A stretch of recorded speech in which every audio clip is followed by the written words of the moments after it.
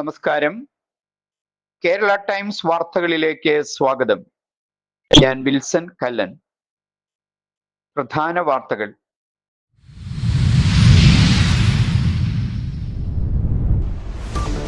Real estate മേഖലയിലെ പ്രതിസന്ധികൾ പരിഹരിക്കണമെന്ന് ഭൂമിക റിയൽ എസ്റ്റേറ്റ് അസോസിയേഷൻ.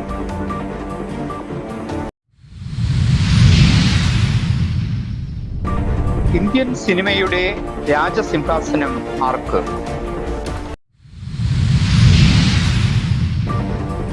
തെരുവുനായ പ്രശ്നത്തിന് സമഗ്ര പരിഹാരവുമായി കേരള ഗ്രാമപഞ്ചായത്ത് അസോസിയേഷൻ.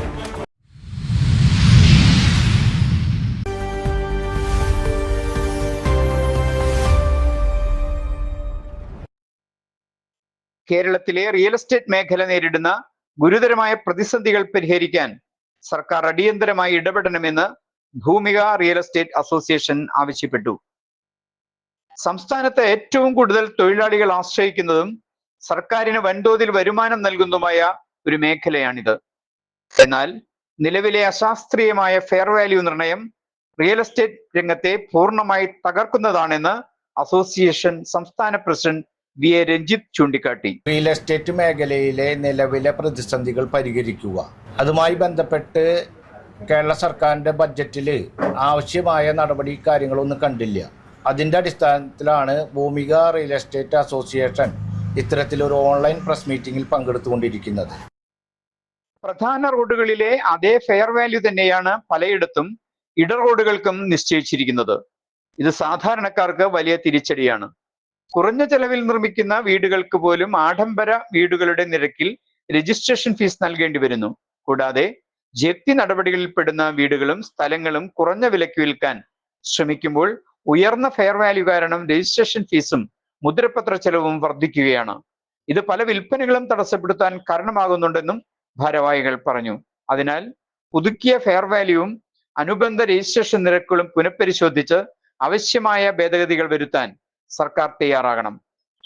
റിയൽ എസ്റ്റേറ്റ് റെഗുലേറ്ററി അതോറിറ്റിയിലെ അംഗത്വ ഫീസ് കുറച്ച് സാധാരണക്കാരായ തൊഴിലാളികളെ സംരക്ഷിക്കണമെന്നും സംഘടന ആവശ്യപ്പെട്ടു. ഇക്കാര്യങ്ങൾ ഉന്നയിച്ച് മുഖ്യമന്ത്രിക്കും റവന്യൂ രജിസ്ട്രേഷൻ മന്ത്രിമാർക്കും നിവേദനം നൽകുമെന്ന് ഭാരവാഹികൾ ചൂണ്ടിക്കാട്ടി.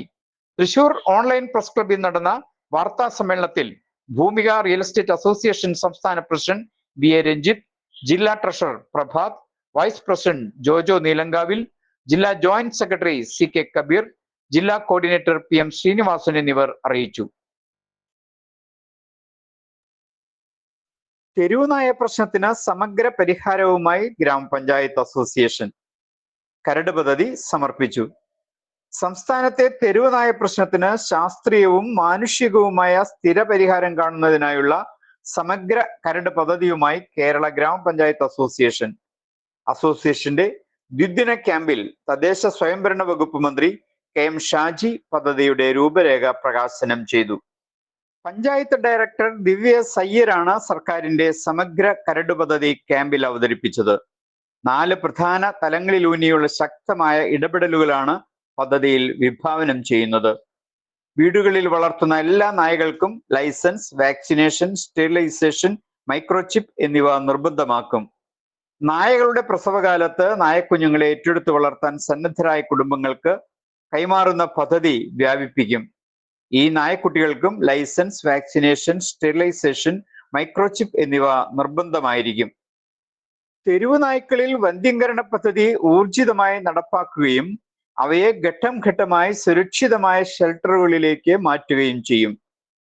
അക്രമകാരികളായ നായകളെ കണ്ടെത്തി നിരീക്ഷിക്കാൻ പ്രത്യേക സമിതി രൂപീകരിക്കും. ഇത്തരം കേസുകളിൽ സുപ്രീം കോടതി വിധി പ്രകാരമുള്ള കർശന നടപടികളാകും സ്വീകരിക്കുക. ഈ കരട് നിർദ്ദേശങ്ങൾ ഉൾപ്പെടുത്തിയുള്ള സമഗ്ര പദ്ധതി സംസ്ഥാനത്തെ മുഴുവൻ ഗ്രാമപഞ്ചായത്തുകളിലും ഉടൻ നടപ്പിലാക്കി തുടങ്ങും. ഇതിന്റെ മുന്നോടിയായി കേരള ഗ്രാമപഞ്ചായത്ത് അസോസിയേഷനും കേരള വെറ്റിനറി സർവകലാശാലയും സംയുക്തമായി ജൂലൈ മാസം 2-ാം വാരത്തിൽ മണ്ണുത്തി വെറ്റിനറി കോളേജിൽ വെച്ച് വിപുലമായ ഒരു ശില്പശാല സംഘടിപ്പിക്കും. മന്ത്രിമാരായ ബിന്ദു കൃഷ്ണ, കെ എം ഷാജി എന്നിവർ ശില്പശാലയിൽ പങ്കെടുക്കും. മാറ്റത്തിനായി വോട്ട് ചെയ്തവർ ഇന്ന് അബദ്ധം പറ്റിയ അവസ്ഥയിലാണെന്ന് CPM കേന്ദ്ര കമ്മിറ്റി അംഗം പി രാജീവ്. ഡിവൈഎഫ്ഐ മുൻ നേതാവ് ബിജുവിന്റെ രക്തസാക്ഷി ദിനാചരണത്തിന്റെ ഭാഗമായി കൊടുങ്ങല്ലൂരിൽ സംഘടിപ്പിച്ച റാലിയിലും പൊതുസമ്മേളനത്തിലുമായിരുന്നു അദ്ദേഹത്തിന്റെ പ്രതികരണം.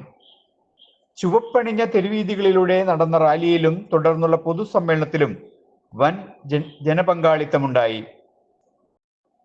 നിയമസഭാ തെരഞ്ഞെടുപ്പിൽ LDFിനുണ്ടായ തിരിച്ചടിക്ക് പ്രധാന കാരണം UDF വ്യാപകമായി നടത്തിയ നുണപ്രചാരണമാണെന്ന് P. രാജീവ് ആരോപിച്ചു. മാറ്റത്തിനായി വോട്ട് ചെയ്ത ജനങ്ങൾ ഇപ്പോൾ അബദ്ധം പറ്റിയ അവസ്ഥയിലാണെന്നും സംസ്ഥാനത്തെ ഭരണം യഥാർത്ഥത്തിൽ 3 അംഗങ്ങളുള്ള BJP ആണ് നിയന്ത്രിക്കുന്നതെന്നും അദ്ദേഹം പറഞ്ഞു. ഉൾക്കൊണ്ട് കുറവുകളും തെറ്റുകളൊക്കെ ഉണ്ടെങ്കിൽ അത് തിരുത്തി ജനവിശ്വാസം വീണ്ടെടുത്ത് കൂടുതൽ ശക്തിയോടുകൂടി മുന്നോട്ട് പോകാനാണ് പാർട്ടി ശ്രമിക്കുന്നത്. 1957 ഏപ്രിൽ 5 കേരളത്തിനും ഇന്ത്യക്കും ലോകത്തിനും പുതിയ അനുഭവം പ്രദാനം ചെയ്തുകൊണ്ട് സഖാ VMSന്റെ നേതൃത്വത്തിൽ കമ്മ്യൂണിസ്റ്റ് പാർട്ടി കേരളത്തിന്റെ രാഷ്ട്രീയ അധികാരത്തിലേക്ക് വന്നു.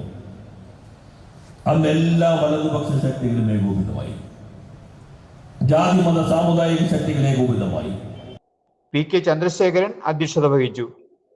DYFI ജില്ലാ secretary KL Rasalraj, KV Rajesh, area secretary Musthaq Ali, PH Niyas, KK Abeed Ali, KR Jaithran, Ramesh Babu, KP Rajan, advocate Ashraf Saban, Sreeja Babu, TP Prabhesh എന്നിവർ പ്രസംഗിച്ചു.